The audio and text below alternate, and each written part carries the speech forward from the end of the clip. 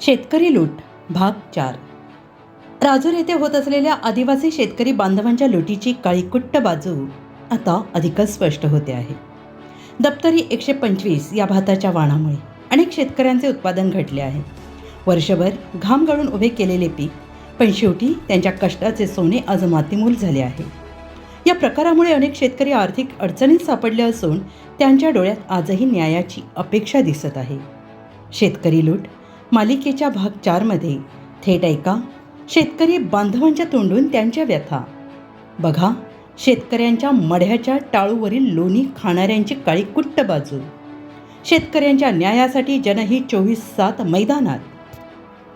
तुम्ही ते दप्तरी 600 नंबरची काही तक्रार केली होती, त्याच्यानंतर तुम्हाला काय वाटतं बियाण्याबद्दल? नाही ते बियाणं ते बोगस बियाणं आहे, बोगस बियाणं आहे.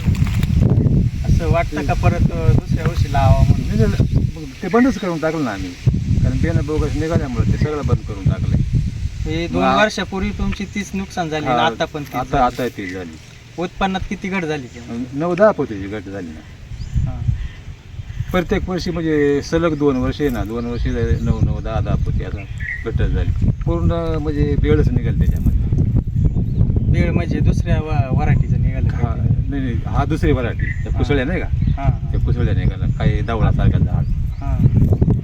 आता औंदा अक्षता केली, ही औंदा 27 पोती झाली. म्हणजे ती व्हरायटी चांगली हा वाटते. चांगली व्हरायटी.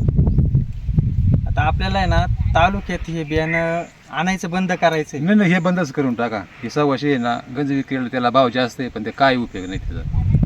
आता असं तुमचीच नुकसान होते का आजूबाजूची? नाही पूर्ण जेवढा एवढा एरिया ना आपल्या तालुक्यात वर रतनवाडी पूर्ण एवढा कळसुबाईचा परिसर सगळी का असंच झालंय. मग बाकीच्यांच्या केसेस तालुक्यापर्यंत का नाही गेले? पण ते कोणा काही केलंच नाही ना. म्हणजे माहिती नाही होत. हा माहितीच नाही ना. म्हणजे माहिती म्हणजे अशी तुम्हाला असं कोणी सांगितलं नाही का बाबा बाकीच्यांना सांगा का असं केसेस चालू आहे काहीतरी नाही चालू आहे? नाही, सांगितलं पण मग तिडवर मंडळी येतच नाही ना. का बरं म्हणजे घाबरते का? मंडळीला म्हणजे अनुभवच नाही एवढा. निघाला त्यानं डुप्लिकेट, जाऊ द्या मग द्यायची सोडून. मग दुकानदारांना कंप्लीट केली होती का त्यावेळेस तुम्ही? नाही पुढं कंप्लीट नाही ना केली. डायरेक्ट कृषी खात्यामध्ये घेतली. हा मग 2 वर्ष झाले तेव्हा असंच झालं हा होतं. मग हे 3रं वर्ष आहे ना. तेव्हा दुकानदार काय म्हणे?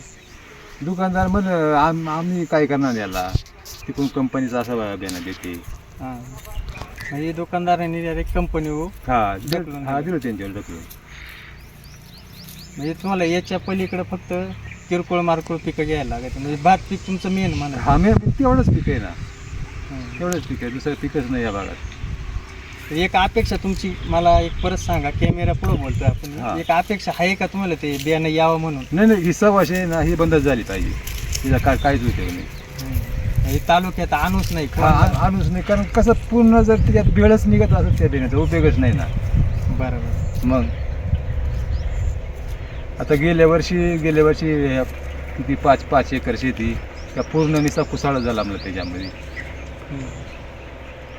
आता कुसाळ्यात त्यांचं म्हणणं असं येतं कंपनीवाल्यांचं तर भाऊ हे आपले जंगली भात आहे तुमचं, रानातलं भात नाही आहे. रानामध्ये पण भातच नाही ना कुठंच भात नाही. आता मी रोज रानामध्ये आहे ना, हे जंगली भात कुठंच नाही रानात. म्हणजे तुम्हाला रानामध्ये आढळलं नाही कुठंच ते नाही. यांच्याच बियाण्यामध्ये कोणत्या तरी प्रकारे येतं हा. आणि शेतकऱ्यांची फसवणूक ही एक चालू काम करून आता घेतात. खतामध्ये काय झालंय, पहिले गोळू नव्हती. आता हे खत जसे निघाले ना हे नवीन प्रकारचे, तर त्याच्यामुळं गोळू तयार झाली. मग तसं ह्या भाताच्या बियाण्याचं तशीच भानगड झाली. हे भात आहे ना, भात खायला चांगला 600 आणि विक्रीला अख्ख्या भावापेक्षा भाव जास्त. मग त्याच्यामुळे आम्ही जवळजवळ 10 वर्ष आहे ना तेच बियाणं लावून धरला. त्याला पर्याय आलाय ना. पण आता हा तुम्ही मागच्या वेळेस कोणतं लावलं होतं? आपली प्रत्येक वर्षी 3रं येते 600. नाही दुसरं आता कोणतं नाही लावलं होतं? औंदा ही अक्षता लावली. अक्षदा लावलं. हा. तिचं कसं आहे ते? ती मग ह्या वावराला 27 पोती झाली ना. हा नाही तर ते ना 15, 16, 17, 18 एवढा फरक. नाही आता शेतकऱ्यांचं काय म्हणणं आलं की बाबा 600च पाहिजे, पण त्याला पर्याय आलाय कोणीतरी. हा, मग- म्हणजे कोणती तरी कंपनीतलं हा. चांगलं भात आहे. आता ही अक्षता आहे ना, ही त्याच भावात आहे 600च्या. क्वालिटी कशी आहे क्वालिटी पर्सेंट कशी आहे? खायला? खायला चांगली.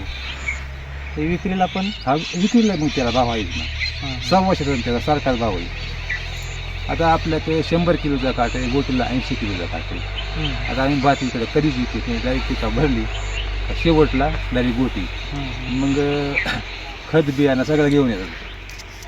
म्हणजे तुमची एक राजूरच्या दुकानदारांची एक अपेक्षा पण उडाली नाही, तुम्हाला. अपेक्षा उडूनच गेली त्यांची. म्हणजे असं म्हणण्याचा उद्देश तुमचा आहे का आम्ही भात जरी घेऊन गेलो गुट्टीला तर तिकडूनच बी बियाणं घेऊन हा येतो. सगळं तिकडे, कारण मग गाडी ती राहते. अपेक्षा का उडाली तुमची? कारण जर भेळ निघत असेल त्याचा उपयोगच नाही ना. म्हणजे सरासरी असं म्हणायचंय का राजूरच्या बियाण्यातच भेळ येते जास्त. मग त्याला कारण काय नाही असं? नाही, मग असंच म्हणायला पाहिजे ना. नाही पण कारण काय असं त्याला? आता ते जे कारण आता आपल्याला काय सांगता येणार आहे. बरोबर आहे.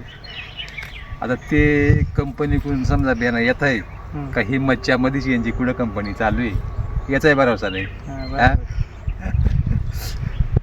काय आता ती काय आता त्याच्या लेखपालातली गोष्ट आहे ती, ते तेवढ्यापर्यंत आपण जातीही नाही. बघू या वर्षी ना तालुक्यामध्ये बंद होईल असं करू आपण. नाही नाही, काय व्हायच पाहिजे ना, कारण शेतकऱ्याला ती एवढीच उत्पन्न आहे, भात सोडून काहीच उत्पन्न आहे. हे पाणी फक्त वरून पाहिजे. आता ह्या उगाच आपण मोटर बसवले म्हणून इकडे हिरवा दिसत आहे, तर इकडून हा वरचा पाट आहे ना, जमिनी असून पूर्ण सुनाट पाणी बांधायला लागेल. तर काही पर्यायच नाही ना करायला, साधन पैसा नाही.